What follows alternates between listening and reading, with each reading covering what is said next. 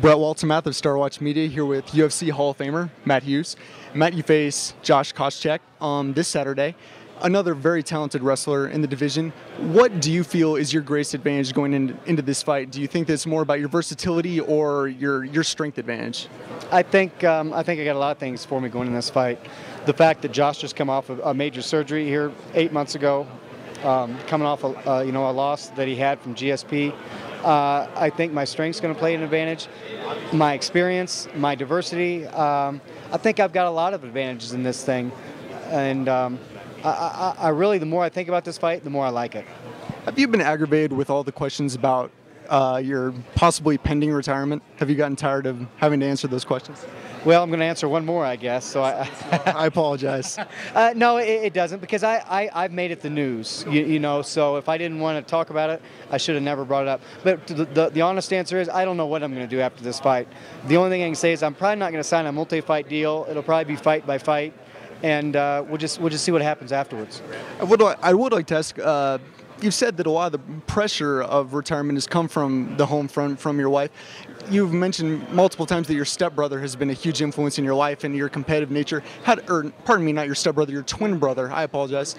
How's your twin brother feel about it, and what's kind of his opinion on possible retirement? You know, I don't know that I've ever asked Mark what he thought, but I would say he'd tell me to do whatever I wanted to do. That I'm sure, you know, if it was turned around, I'd be nervous for my brother stepping in.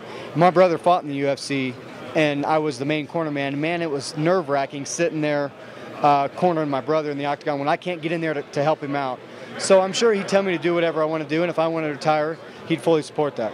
After the BJ Penn fight, you had stated that your footwork was one of the issues that you wanted to work on. What were some other things that you felt you needed to work on post-BJ Penn fight to prepare for this one? Well, obviously keeping my hands up. You know, I could have done that. Head movement, getting off the tracks. You know, if you stand in front of somebody, you're on railroad tracks. And what I tell younger guys is, bad things happen on railroad tracks. Hit your pockets.